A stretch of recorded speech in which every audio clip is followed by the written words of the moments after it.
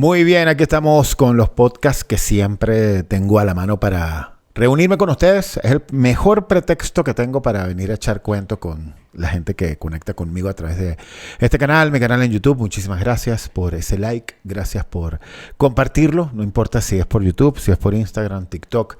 Lo importante es que junto a mí caigamos en cuenta con todo ese montón de recuerdos que siempre vienen a la memoria y que no me quedo con eso. Yo siempre busco hacerlos sentir bien viejitos y estar en la misma onda que yo en esto de recordar. Muchísimas gracias una vez más por estar por acá y bueno, bienvenidos.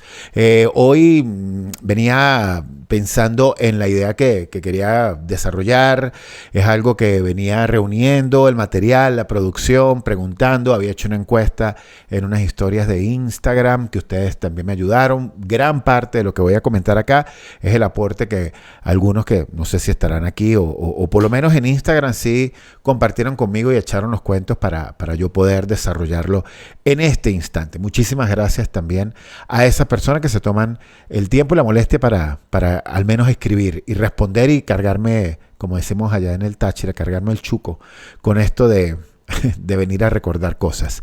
Bueno, total que venía pensando y sobre todo porque caigo en cuenta en función de lo que estamos viviendo los papás en este momento. Siempre que llega septiembre ocurre lo mismo.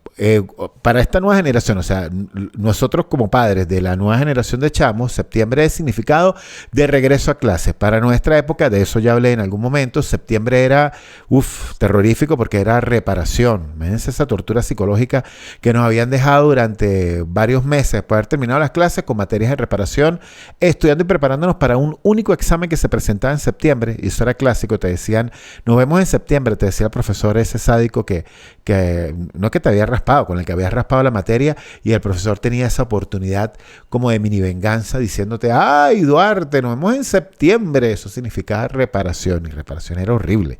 Pero bueno, eso ya no es así. Reparación es un término que prácticamente ya no existe, que ya no se utiliza, y septiembre es sinónimo de regreso a clases.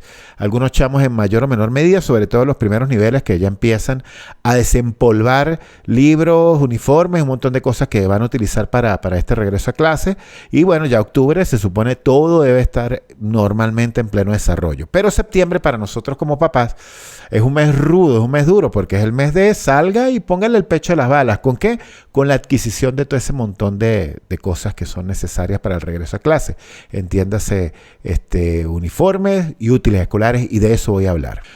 Sí, septiembre es salga y busque presupuesto para cumplir con el sagrado deber de los útiles escolares de los chamos. Salga y consiga todo lo que se necesita para esta etapa en el que tiene que usted reunir todo para que el chamo regrese a clase. Y de eso quiero hablar, de un tema que es tan extenso como es el regreso a clases con las materias, los horarios, el colegio, los chamos se reencuentran con sus amiguitos.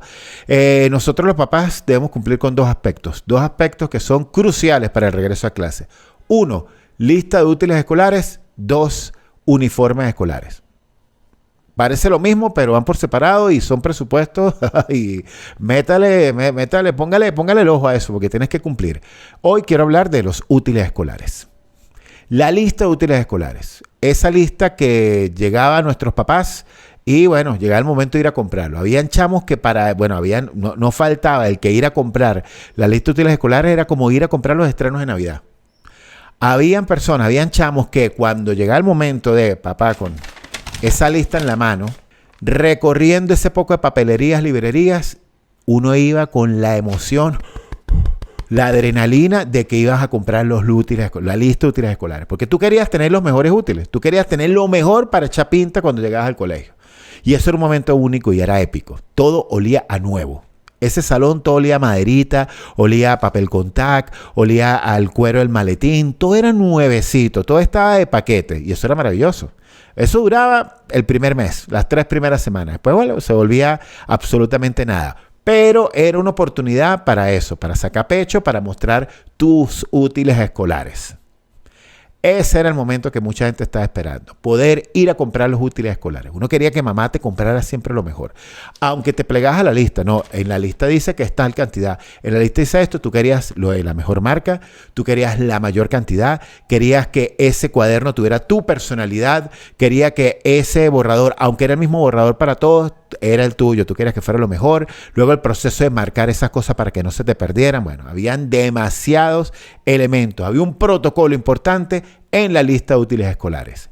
Y venía pensando, porque adquiriendo los útiles escolares de mi chamo, me he dado cuenta de que hay un montón de cosas que, a pesar de que ya pasaron 40, casi 50 años de ese regreso a clase de nuestra lista de útiles escolares, hey, hay cosas que siguen siendo lo mismo. Es una locura. Pero ¿qué tal si recordamos cuáles eran esas cosas clásicas que no faltaban en tu lista de útiles escolares? Comienzo. Un elemento, y voy a comenzar con uno fácil, tiro al piso. Parece mentira, pero sigue existiendo. No con el mismo modelo, ha cambiado, se ha actualizado, pero es lo mismo. El famoso borrador Nata. Sí, el borrador Nata, marca Maica, y no sé por qué, tenía el mismo número en mi época y lo tiene ahorita, 620, no sé qué significa. Ese borrador Nata Maica 620, blanquito, azulito, bueno, eso al principio era una maravilla, un borrador espectacular, genial, tenía su propio olor. Botaba con una pelucita cuando lo utilizabas, pero borraba de manera perfecta. Eso se terminaba convirtiendo en el borrador que te acompañaba durante todo el año escolar. Había quienes lo cuidaban tanto que al final era una bolita, pero una bolita así chiquitica y era el borrador Nata. Había otros panas que le daba por convertirse en artistas, lo iban deshilachando, lo iban transformando y era una especie de escultura. Unos más locos lo utilizaban para meter chuletas, sí, chuletas para copiarse. Era perfecto para lanzar y pegar en la cabeza sin causar mucho daño, porque era duro, era sólido, pero tampoco era mortal. Por supuesto que a la semana ya esa especie de recubrimiento de plástico o de cartón no existía. Entonces quedaba el borrador solito. Lo podías rayar, les hacías dibujos, escribías respuestas de los exámenes. El borrador Nata, inmortal, clásico, sigue siendo el mismo. Si hablamos del borrador Nata, no puedo dejar por fuera el lápiz Mongol 2. Un inmortal. El lápiz Mongol, amarillo con negro. Te podían comprar la caja y siempre terminabas botándolo. O sea, había una cuestión increíble y la facilidad para botar ese bendito lápiz. Y por supuesto, la misión de mantenerlo hasta que se terminaba quedando solo el borrador y el último pedacito de lápiz. ¿A quién no se le clavó la punta de grafito del lápiz? Que decían, por cierto, que era mortal, porque si atravesaba la piel y llegaba al torrente sanguíneo, llegaba al corazón y te daba un infarto. Eso lo decían.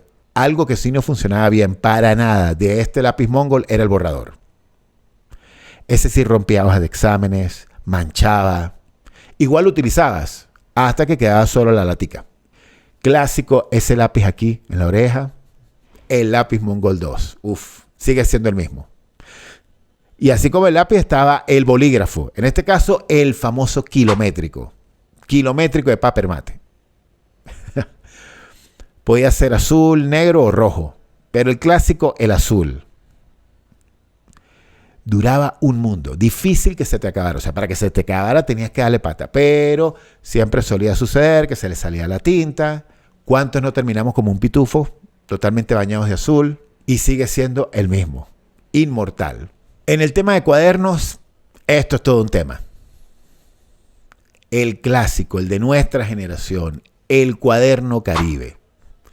El de ese indio que se le dibujó bigote, barba, se maquillaba, lo convertías en rockero, ponqueto, les hacías pecas, le ponías lentes. El cuaderno Caribe nos acompañó a lo largo de toda nuestra formación académica. Era importante porque, era clásico, era súper económico y muy importante, tenía la tabla de multiplicar en la contraportada. Ahí estaba la tabla de multiplicar, en esa última parte del cuaderno. Entonces era un tiro al piso, porque ¿para qué aprenderte la tabla si volteabas y ahí tenías la misma? Hubo profesores que en el periodo de aprenderse la tabla de multiplicar prohibían el cuaderno Caribe porque, te chuleteabas.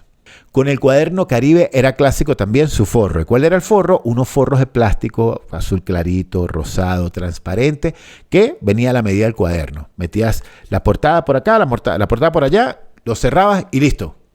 Tu cuaderno ya tenía forro. Primo hermano del cuaderno Caribe estaba el cuaderno cuadriculado para matemáticas Caribe y por supuesto el bloc de dibujo Caribe.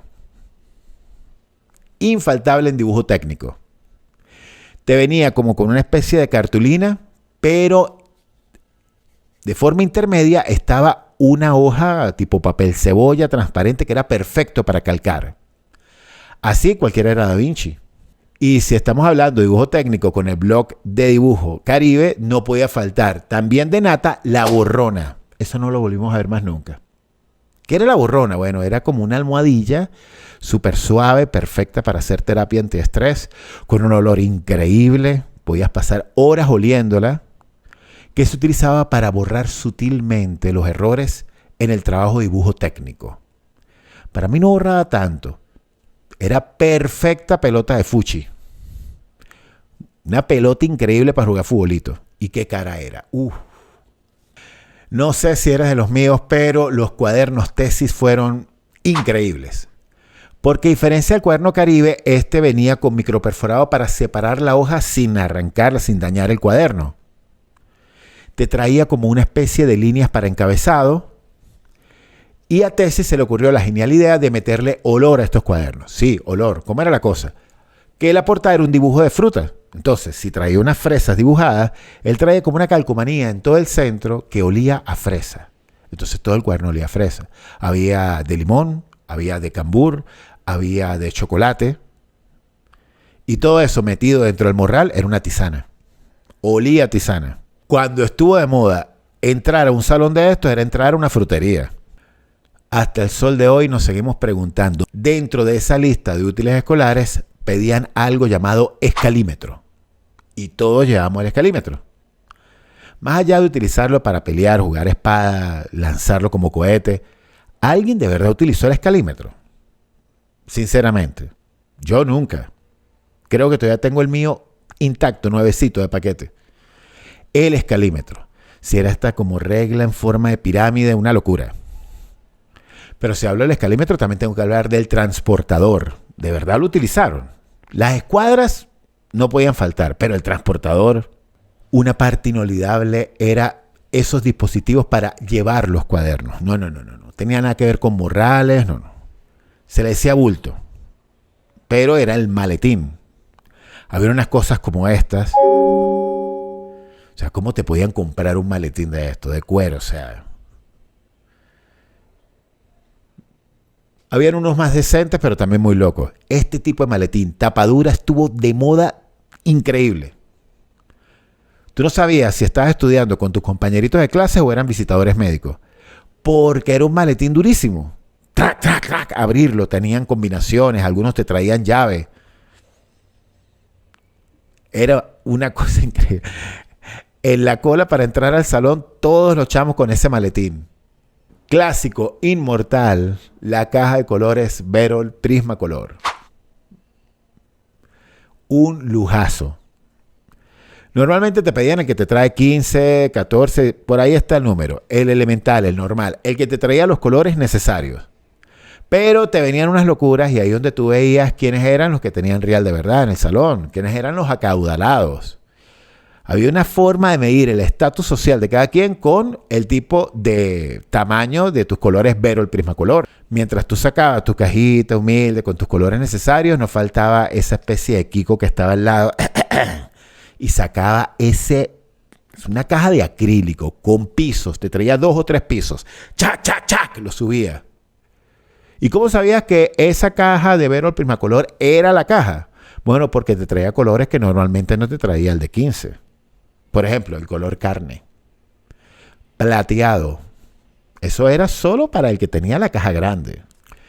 Y si vamos a hablar de loncheras, por favor, nada que ver con lo de ahorita, que son diseñadas con seguridad, elaboradas con elementos que no vayan a producir daño, suave, acolchaditas, térmicas. No. Las de nosotros eran unas cajas de metal peligrosísimas, duras. Lo más interesante era el relieve. Todas tenían que ver con los superhéroes. Mujer Maravilla, Hulk, Spider-Man. Y adentro no te traían nada, solo el ganchito para abrir. Abrías y ahí estaba el desayuno. Sonaban durísimo. Se armaban a esas guerras de lonchera. O sea, era un objeto contundente para atacar o defenderte. ¿Y qué había dentro de la lonchera? Tu desayuno. Normalmente esa arepa envuelta en papel aluminio. Si no había mucho recurso y mamá estaba apurada, pues envuelta dentro de la misma bolsa de harina pan. Y el termo. Sí, estos termos de Guachimán, estos termos de... No sé cómo describirlos. Eran unos termos impresionantes. Como dice Andrés López, se salía todo. Tú no sabías si ahí llevaba jugo para el desayuno o llevabas un café tinto bien fuerte para manejar un encaba hasta Caracas y no dormirte. Ok, puede ser que llevabas el termo, pero te vas a quejar del termo cuando también te mandaban el jugo con una cantimplora. Cantimploras de plástico. Cualquier jugo en cuestión de minutos se transformaba en una especie de anís, se transformaba en cartujo, en una bebida espirituosa de cualquier tipo. Todo se fermentaba. Ya para esta temporada, algo que no podía faltar en casa era el papel contact. Forrar todo de papel contact. El clásico, el transparente, pero te venían de colores, de diseños y bueno, todo dependía de los gustos. Lo más avanzado, tecnológicamente hablando, que podía tener cualquier chamo en aquella época era la última calculadora Casio científica. ¿Cómo sabías que era la última? Porque traía los números iluminados, o sea, alumbraba en la noche. Eso era lo más avanzado, eso era lo más increíble. Si sacaba la raíz cuadrada, usted tenía la herramienta tecnológica más avanzada del momento. Esas calculadoras Casio no pueden faltar. ¿Qué faltó entre esta lista de útiles escolares? ¿Utilizaste alguno de estos? ¿Los recuerdas?